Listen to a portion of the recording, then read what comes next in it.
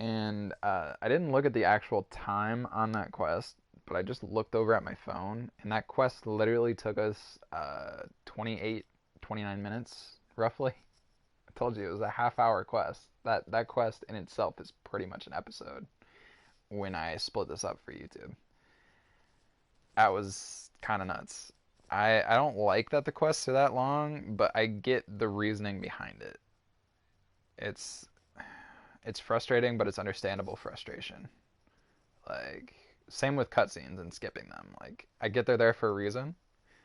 That reason is frustrating, but I get why there's not a skip button for me because they need the cutscene to explain story bits. I don't know. Just one of those things.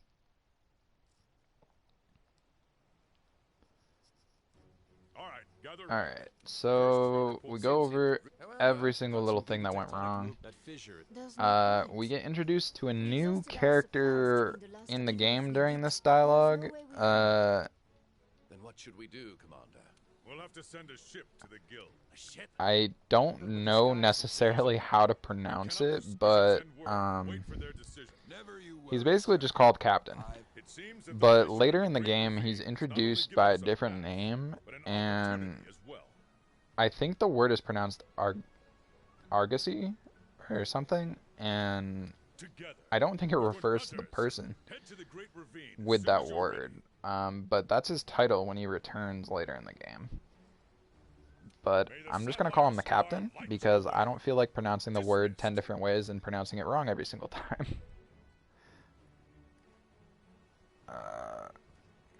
And saying it slow makes me feel like I'm saying the word wrong again, so I'm just not even going to try and pronounce it. He's the captain. He steers the ship that needs to report to the guild, and he brings us special stuff later in the game, so that's his role. If we go see this guy, he has a little bit of new stuff. He has a bounce bomb, a large barrel bomb, still has trap tools. That is mainly the only thing I buy from him, really. You can get specific bait, but you don't need it. Any fish in this game will bite a bland rod. Some of them you have to wait long enough, but they will bite no matter what. And that's just how the game works. I'm gonna see if there's any quests I can get now. Okay, so now that we're here, we do have 3 different quests showing up on the map. This one is from this little old lady. She gives us a quest to boost the harvest boxes things. And like, oh, never mind. That's not the quest she's giving us. Why are you messing with me? She's supposed to give us a quest for the Giratotus. Maybe that's after this quest, but right now she's giving us a quest to hunt a Rathian. If we do that quest, we'll be able to cultivate flash bugs. I had to think of the word there, which is fantastic because cultivating flash bugs is like the best thing in the world because I use flash pods to no end in this game. He gives us the quest to go get the wyvern eggs that I was talking about during the herbivore egg quest. That one takes place in the ancient forest, and she should give us a quest called waterproofing or something. No, not yet. No, not yet. She just has new stock this time. Well, she's supposed to give us a quest at some point called R&D waterproofing and then R&D weatherizing. I guess they might show up after I do some more story, but we're gonna progress through story for like I think 2 more, maybe 3 more quests, and then I'm gonna round up some optional quests that are around the map and do them all. I'm also going to do Expedition later if I am still filling up to it. And we're going to Expedition in the new area. Not story-related Expedition, but actually go exploring. We might do that later.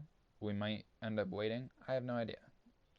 Depends on how I'm feeling when we actually get to the point where I can do that.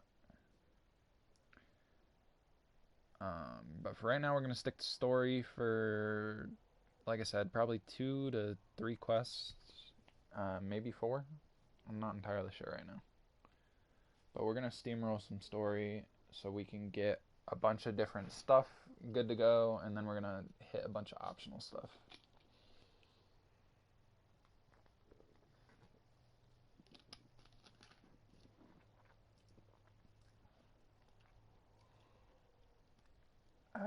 We're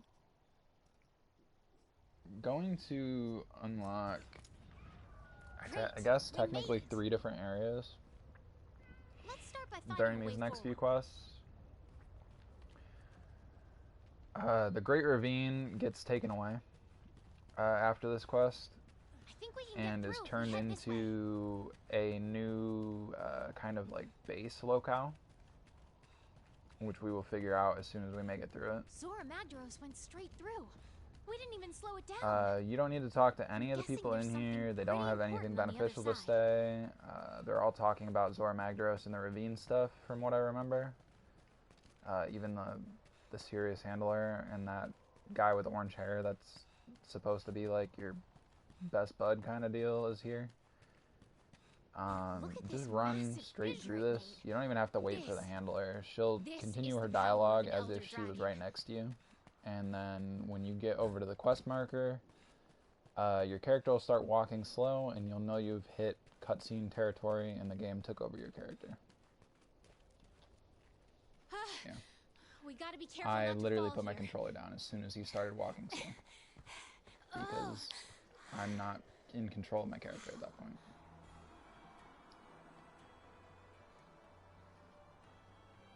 This is the Coral Highlands. I like this area. I don't like that I can never find shit in this area. Like, when a monster drops material, it shows up as a white, shiny little dot on the ground. The problem is, this entire area is white, pink, and shiny. So, like, you can't find anything. It's so frustrating.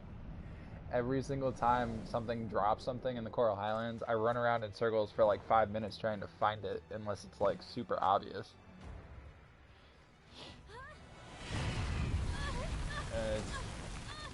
I don't know, it's one of those things that's a little frustrating. I love this area. Memorizing this area was actually a challenge for me, so I like it because of how challenging it is to actually remember where everything is in the Coral Highlands. I know that sounds a little, like, weird or something, but, like, my brain finds a lot of things easy to memorize, so having something be a challenge to memorize is fun for me. It's weird. Either way, that is the 3rd character that we get introduced to. I don't remember her name. Well, her title. She doesn't really get a name. She gets a title. Like I said, we have the Seeker, we have the Huntsman, and I don't know what her name is. Honestly, I might be wrong. She might be called the Seeker, and the other guy might be called something else. I think it's the Seeker, the Huntsman, and the Guardian? Maybe? I don't really know. There's a specific cutscene, or, well, technical cutscene where you're still participating later in the game, and they all have their titles above their heads, so you actually get to see what they're called. I don't know where we are. But yeah, we're at the research base now. Honestly, she just reminds me of an anime character that hangs out in a smoky drug den. I don't know why. It's just one of those things. I'm not talking like a bad drug den. I'm talking like hippie kind of situation with all the scents and everything. I don't know if hippie's a bad word at this point. At this point in the world, I don't know what words are bad to describe things with. But she just reminds me of that, really. It sounds bad, but like that's just how I see that character. She's a great character. Uh, that's the provisions guy. They never really introduce him, but he is basically the equivalent of that dude in Astera that we talked to. He has the same stuff in his shop as that guy does. And this little old lady is one of the best characters in the game because she introduces charms. I may be stupid using this charm all the time. I have no idea, but I love the defense charm. It's probably the most useful charm that I ever use because the defense boost from defense abilities in this game is ridiculous. But as you see, the Great Ravine got replaced by the research base. We do have some stuff that we actually have to get at the research base at some point, but we'll get to that when we get to it. For right now, we need to go to the Coral Highlands. On a little expedition. During this expedition, we are going to meet Kulaku's purple cousin, I guess. He's supposed to be more annoying, but once you know his trick, he's about the easiest thing in the world to kill, just like Kulaku. So,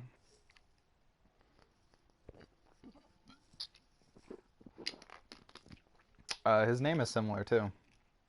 I'm pretty sure they're like related breeds or evolution of breeds. One's a chicken, one's something.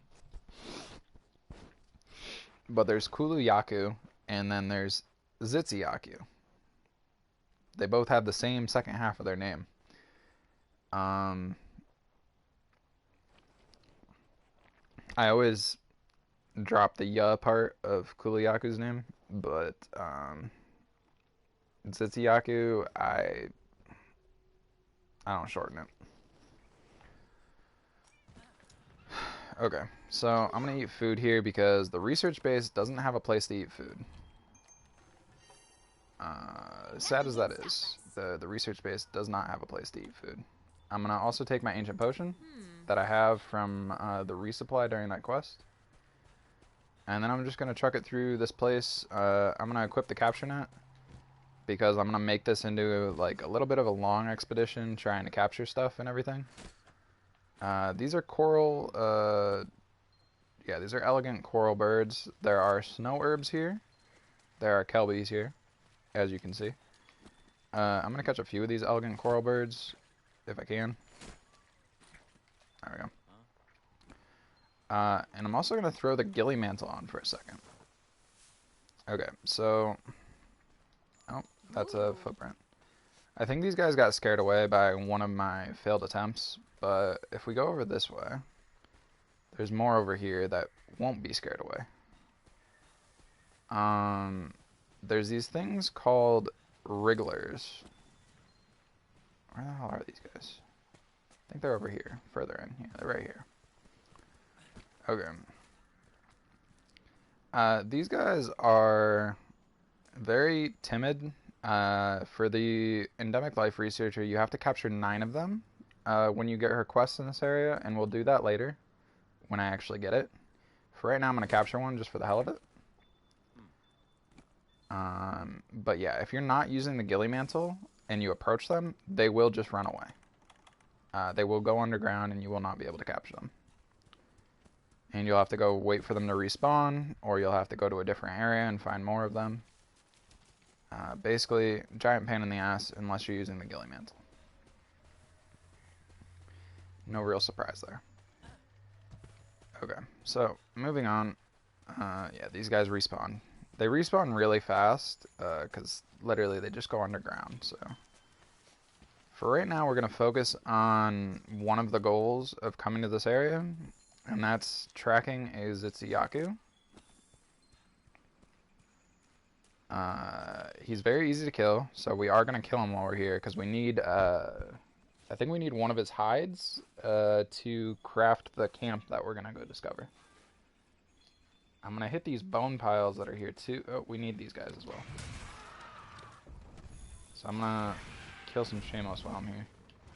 They are not scared of you in the slightest. They will call reinforcements And I've literally fought off like 20 of these guys at a time before.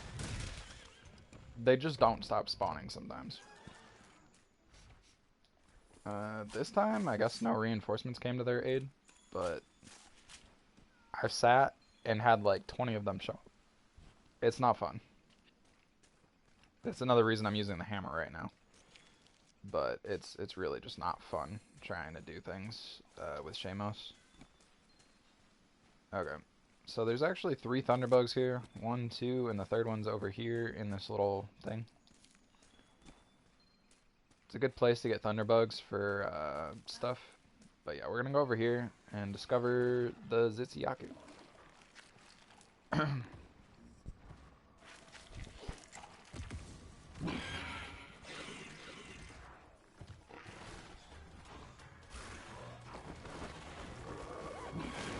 And that is his one trick. It's also why Shamos don't attack him unless you're also attacking him. If you actually are attacking a Zitsuyaku and you knock it down, Shamos will come help you. They will fight it with you. They really don't like him.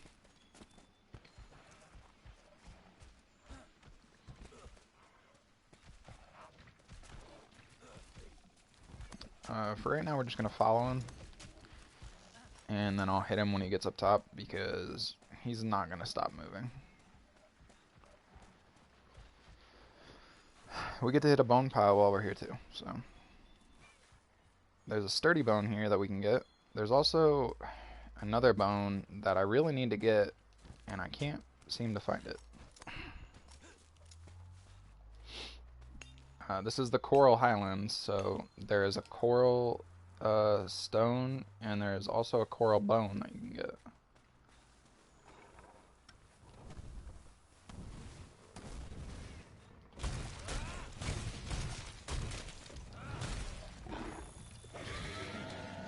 If you use a hammer against this Zitsuyaku, it's really mean to him because he gets stunned very easily for having stun resistance. I like using the blast element hammer too because he's not very good against it. I guess he takes a lot of damage from blast damage, so understandable. It breaks all of his parts and stuff. He's still a giant pain in the ass sometimes with that jump that he does, because you can't treat him like a normal enemy and just hit the stun button on him with the flash pods because he's immune to that.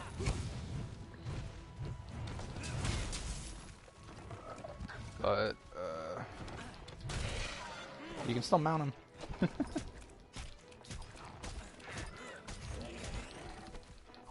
He's very easy to knock over when you mount him. Every time, he's super easy. You do want to aim your supercharged hits for his head though, because as soon as you break that thing, his only gimmick of being a difficult monster is gone.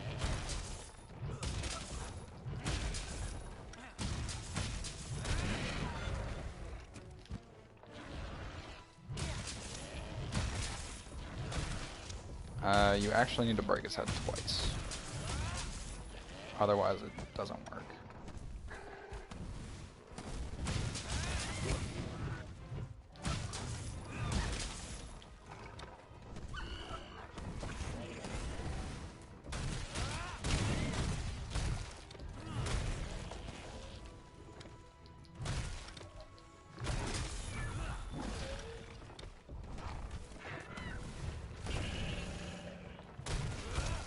Regardless of his gigantic ass tail, you cannot chop off his tail. I've tried everything in the world to chop off this fucker's tail, and you cannot do it. It's super annoying, but you just have to do your best to avoid it. You can see that piercing pod there, maybe. Like I can barely see the piercing pod right now, but it's right here. That's what I'm talking about with not being able to find stuff when it drops off monsters in this area. Is literally, that happens all the time to me. I literally just can't see the stuff. I could barely see that piercing pod. I knew it was there because I saw a little red glow out of the corner of my eye, but like 9 times out of 10, I can't see that stuff. Anyways, he's super dead. Super dead. He's one of those monsters that I kind of just bully when I fight him, because I've fought so many of them that I know exactly what to do. You get a claw, you get a hide. If you break his head, you should get a resource from him called a photophore. And that is needed for a lot of his weapons and armor upgrades. You need that specific resource from him. Normally, I capture him. Obviously, I did not come prepared with traps this time around. So, I can't exactly do that at the moment. But, slaying him, as long as you break the head, you should get it in your rewards pool later. This is one of those maps where no berries come in handy, mainly because of the monster that's right up here. Or is usually right up here, I should say. I don't know if it's here right now. It might be higher up. I'm not going to fight this thing right now. I'm just going to find it since I'm here. You also have to come over here because of the camp that's right next to this that you need to discover for the actual expedition. I'm not going to discover the camp yet because she's going to spam dialogue at me if I do. But we'll go up here. I kind of want to discover the whole map while I'm here. It shouldn't take me too long.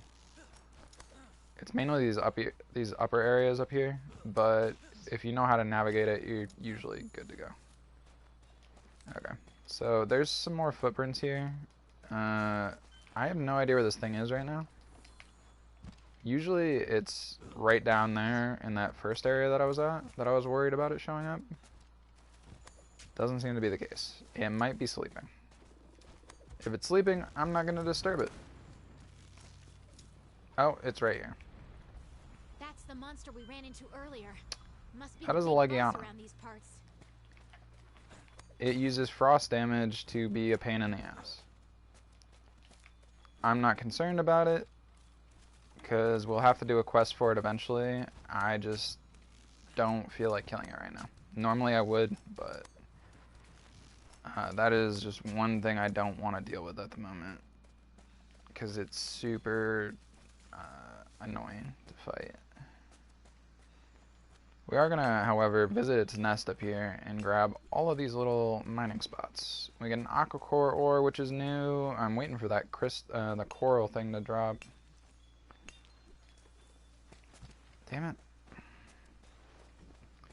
Well, I need this coral material to actually make a lot of stuff in the game, so we really need to find at least one of them, because it would be very useful if I did.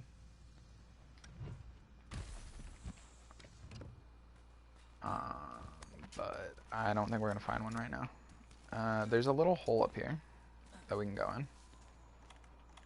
You never really have to use this little area here, but these guys are here.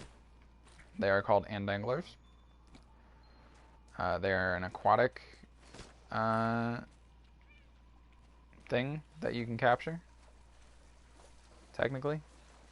You don't have to fish them out or anything, but they are considered an aquatic creature. Okay, this area has a couple things in it that are kind of tricky to get to. See that red mushroom there? That's one of the things that's a little bit tricky to get to in this area. Basically, you want to climb all the way up here to where I am and hit the circle button when you're facing the mushrooms. And your character will just jump there. These are new mushrooms called Devil's Blight.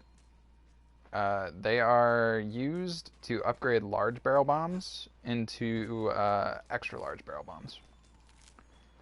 That's basically the only use I know of for them.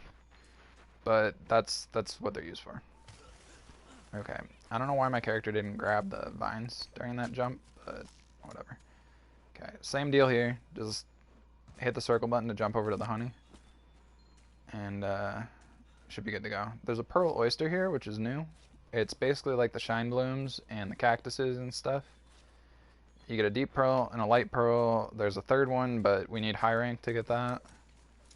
There's also this really annoying one to find here that you have to actually do a quest for later. That I'm going to hit while I'm here too, if I can find it. And I believe they're called conch shells. I don't think there's one right where I am right now, but we'll see. This actually spat us out like right here next to the Legiana's area. It's like right where I took that first wedge beetle after I got up here. It's just a little loop around. If you're having trouble with the Legiana, you can use that little hole in the wall with the vines that I showed to get in there as like a retreating point, because it can't follow you or attack you in there. And you can use it to try and recuperate some health or get away real quick or something if you need to. The main place you fight Legiana is right there in that area behind us over there. Look. Okay, I am going to discover the camp now. I really shouldn't yet, but this is the only other campsite in the Coral Highlands. I don't know why there's only 2 campsites here. This is a fairly big area for there only to be 2. Wanna go back and check But Maybe grab no some big deal, things. really. I guess 2 is all the game developers decided it needed. Now we're collecting tracks for another pain in the ass monster called a Palumu. This area right here, we're going to come back to this literal specific area where I'm standing during a different expedition, because that's how we need to go about getting the stuff for the Grimalkine in this area. Or Grimalkin, whatever you want to call them. They spawn over there, and it's a rare chance, unless you have the Linean Researcher on the map. I've noticed that they spawn a lot more with him being here. I don't remember where the Endemic Life Researcher spawns, but the Piscean Researcher, if he's on the map during an expedition, will spawn right over here, next to this water. I'm going to take this opportunity to just snag some fish. But yeah. Basically, he spawns right there, and you just talk to him. He wants you to catch, I think that one asks you to catch a gunpowder fish, which I don't know where that is in the Coral Highlands. I know where one is in the next area that we go to. And I also know a trick for figuring out if he's there or not, so you can actually catch him. And I'll show that off when we actually do it. The fish is very specifically weird. It's like one of the very tiny fish in the game. There should be some hog puppies in here. I don't think I have them yet. No, not in this area. Okay, well there's these little, I guess they're like sardines. They're called hog puppies, and they're on Ancient Forest too, so I can get them there. But there's a spot specifically for them. There's a bunch of wrigglers here, not concerned. As you can see, this is clearly part of the Grimalkine quest, considering all the little huts and everything. That's not why I'm here right now. I'm here right now to get that guy. Some of you probably thought he was a monster, but he's not. You want to overshoot your net a little bit, and then you get a grandfather, a Mantigrel, I think it's called. Either way, it's a cool monster to have. Well, endemic life creature to have. He can only be placed in one specific place in your little houses and stuff, and you can't place him until basically you get the last room in the game. So, but you can get him. And is there a way out over here? I don't think there is. Yeah, there's no way out over here. Okay, we have to leave this little area the same way we got here, because the other part of this area we need to kill Shamos for and do a quest for and stuff, delivery quests and whatnot. We can catch some of those guys too. I like the little jellyfish guys. They're kind of cool. As far as I know, the Grimalkine cannot spawn during this expedition specifically. I've never had them spawn. They might be able to, but as far as I know, they are not allowed to spawn right now. The new Gribble kind, that is. I got a light crystal. I did get the coral crystal though, which is cool because I definitely needed that. We're gonna head over here now. Hopefully the other creatures here that I need. Wow. Yep, Bluma. What an incredible ecosystem. That Have you ever seen anything like this? adorable